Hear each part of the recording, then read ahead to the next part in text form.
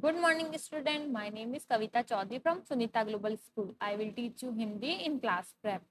तो बच्चों, आज की क्लास में हम पढ़ेंगे आपकी हिंदी की बुक। पहले तो मैं आपको आपकी हिंदी की बुक से आपका परिचय करवा देती हूँ कि आपकी हिंदी की जो बुक है वो बाहर से कैसे दिखती है। ये जो बुक है इसके साथ आपको क्या क्या मिलता है और कैसे आपको फ़ायदा पहुँच सकता है। तो देखिए, जो आपकी बुक है हिंदी की बुक, उसका नाम है पीकबू हिंदी। पीकबू हिंदी एक अभ्यास पुस्तिका है जिसमें आपको इसी बुक में आपको काम करना होता है। और ये जो बुक है वो है स्व अध्ययन, यानी इस बुक के साथ आपको स्व अध्ययन लर्निंग ऐप जो है उसका पासवर्ड और यूजर आईडी मिलती है। अब ये जो स्वाध्याय ऐप है, स्व अध्ययन ऐप, ये एक लर्निंग ऐप है, यानी इस ऐप से आप पढ़ाई कर सकते हो। आपके जो चैप्टर्स है बुक में उससे रिलेटेड आपको इससे वीडियोज मिल सकते हैं और भी कई तरह के क्वेश्चंस मिल सकते हैं, जिससे आपको पढ़ने में और मजा आने लगेगा। और इस ऐप, सबसे बड़ी बात यह है कि इस ऐप को चलाना ना इतना मुश्किल भी नहीं है। आप अच्छे से इस ऐप को चला सकते हो। अगर आपने तो स्वाध्याय ऐप आप कब चला पाओगे? अगर आपने स्कूल से बुक नहीं खरीदी है तो आप जल्दी से बुक्स खरीद लो। उसके साथ आपको क्या मिलेगा? स्वाध्याय लर्निंग ऐप का एक्सेस मिल जाएगा और जो यूजर आईडी और पासवर्ड होगा ना वो आपको स्कूल से मिल जाएगा, जिससे आप अच्छे से पढ़ पाओगे। तो ये तो हो गई हमारी बुक की बात। अब बुक का जो पेज है, बाहर का कवर, वो कैसा दिखता है? देखो, ऐसा दिखता है, स्व अध्ययन विद पीकबू हिंदी अभ्यास पुस्तिका। सी का मतलब यहाँ है प्रेप क्लास। आप प्रेप क्लास में पढ़ते हो। अब देखो कॉन्सेप्ट्स क्या है इस मतलब क्या क्या पढ़ने वाले हैं। तो आज हम पढ़ने वाले हैं वर्णमाला। यहाँ पर कंटेंट्स दिया गया है कि इसमें क्या क्या कंटेंट आपको पढ़ने को मिलेगा। कॉन्सेप्ट होता है, अगर वर्णमाला एक कॉन्सेप्ट है, दो वर्णों वाले शब्द एक कॉन्सेप्ट है, तो इसे हम कॉन्सेप्ट कहते हैं। और कंटेंट्स क्या क्या है? वर्णमाला से लेकर हमें वाक्य लिखो तक के कंटेंट्स मिल जाते हैं। तो आज का जो कॉन्सेप्ट होगा वो होगा वर्णमाला। हम वर्णमाला को पढ़ना सीखेंगे। वर्णमाला तो हम नर्सरी में, केजी में भी सीख चुके हैं।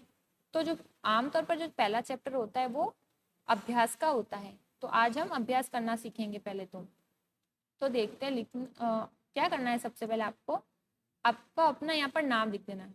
जैसे अगर आपका नाम खुशी है, सोच लीजिए अगर आपका नाम खुशी है तो आप, जैसे कोई खुशी नाम की बुक है, लड़की की बुक है तो हमने खुशी लिखा है। आपका नाम कोई जो भी हो, आप अपना यहाँ पे नाम लिखेंगे। मैंने एग्जाम्पल के लिए खुशी लिखवाया है। सब्जेक्ट हम लिखेंगे हिंदी। उसके बाद क्लास होगी हमारी प्रेप, हम लिखेंगे प्रेप। सेक्शन हमारा होगा ए, और रोल नंबर की जो जगह है वो अभी आपको छोड़ देनी है, क्योंकि रोल नंबर आपको स्कूल से बाद में मिलेंगे, तब आप यहाँ पर लिख देना। तो आपको यहाँ पे पहले तो अपना नेम लिखना है, उसके बाद सब्जेक्ट हिंदी लिखना है, क्लास प्रेप लिखनी है, सेक्शन जो है आपका ए होगा, और जो रोल नंबर है वो अभी आपको नहीं लिखने हैं। तो क्या करेंगे हम?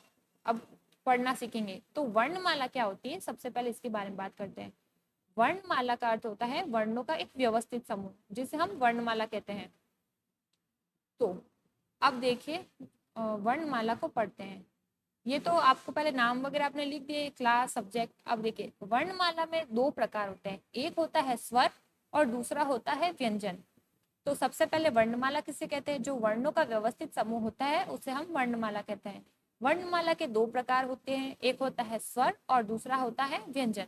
स्वर में हम पढ़ते हैं अ से लेकर यानी अ से अनार तक, अ से अनार से लेकर अ तक, जिसे हम स्वर कहते हैं। और स्वर कितने होते हैं? 13। तो देखते हैं, सबसे पहले हम स्वर पढ़ेंगे, उसके स्वर पढ़ने के बाद हम दूसरा प्रकार यानी व्यंजन पढ़ेंगे।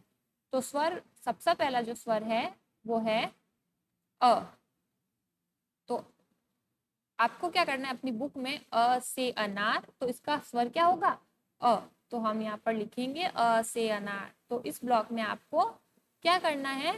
पेंसिल से अ लिखना है। उसके बाद हो गया आ से आम। अ है, उसके पीछे आ की मात्रा लगाई तो बना आम।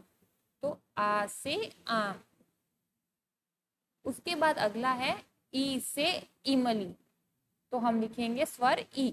इसमें कौन सा स्वर है? ई से इमली। फिर बड़ी ई से ईक। ये छोटी ई से इमली, फिर बड़ी ई से ईक।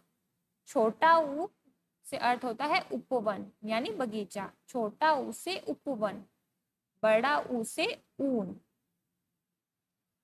फिर है री से ऋषि। तो हम कैसे लिखेंगे, ऋषि। ऋषि को आपको सही से लिखना है, री को, क्योंकि कई बच्चे जो है री को अच्छे से नहीं लिखते हैं। फिर ए से एक, फिर आई से ऐनक, तो ए बनाकर मात्रा लगेगी ऐ की, तो ए से ऐनक। फिर ओ से ओस। ओस का अर्थ होता है पानी की छोटी छोटी बूंदे, जिन्हें हम ओस कहते हैं। तो यहाँ पर स्वर का उपयोग हुआ है ओ।